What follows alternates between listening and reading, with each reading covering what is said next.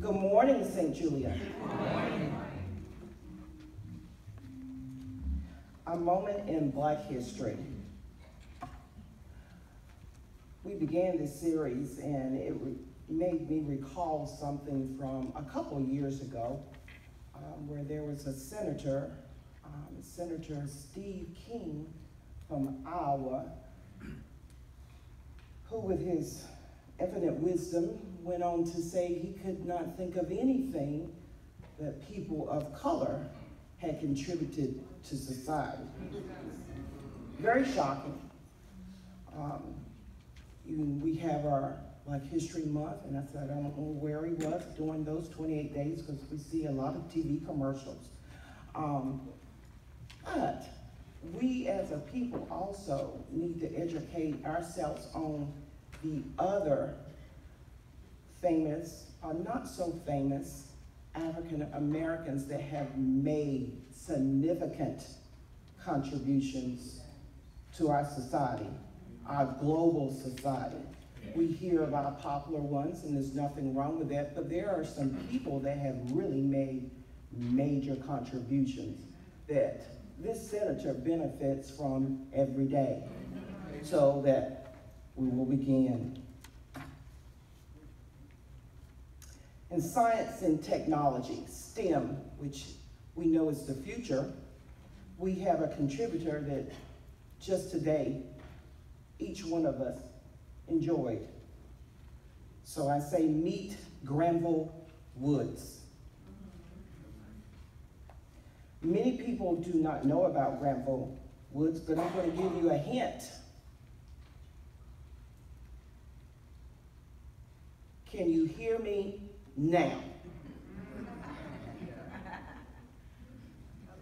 You think of that and you think of Bell and Edison, but let me tell you who really gave the contributions.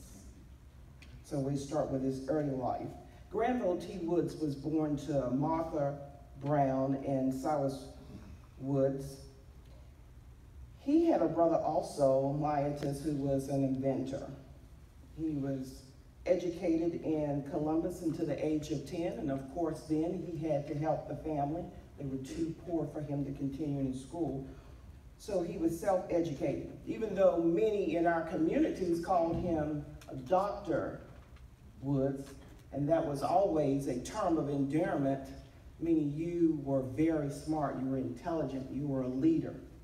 So while he didn't receive a lot of formal education, he was the most educated man of that day and also known as Thomas, the Black Thomas Edison. So Woods attained a job in 1872 as a fireman in Danville and Southern Railroad, Missouri, and eventually became an engineer. In 1874, he moved to Springfield, Illinois, and worked at a rolling mill, the Springfield Iron Works.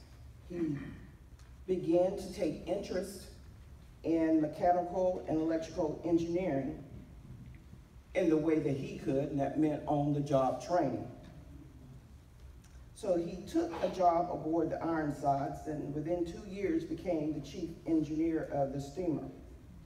When he returned to Ohio, became an engineer with the Dayton and Southwestern Railroad.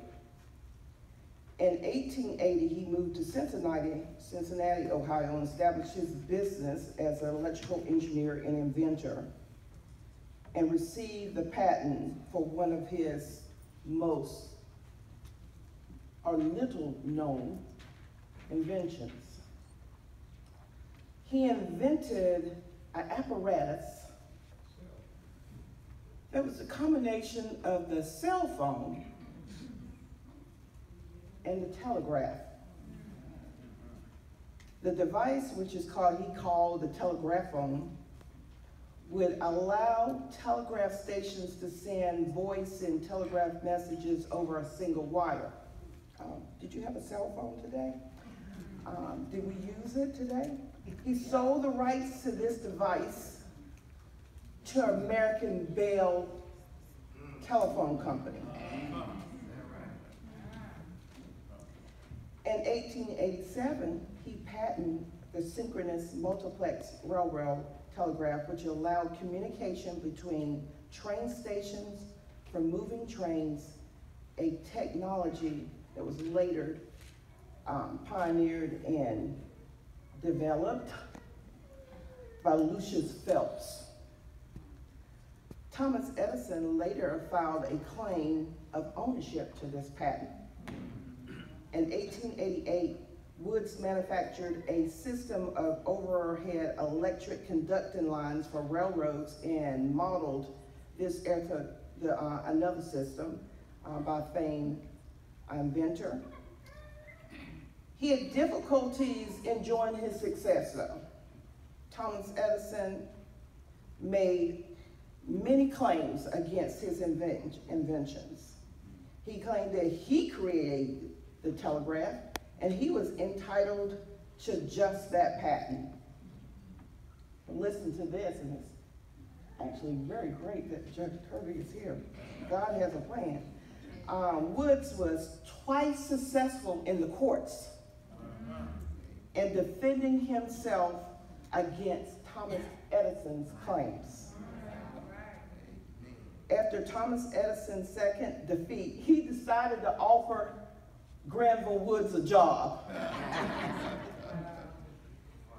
But Granville declined.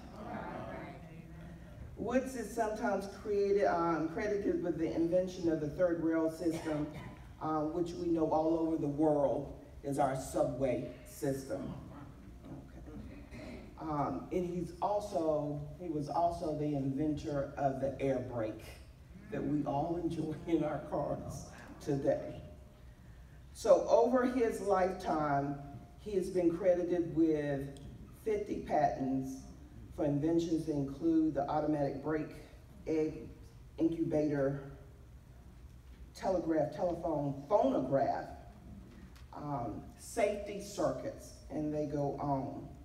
He died in January 30th, 1910, but his legacy lives on today. Amen. Amen. Thank you.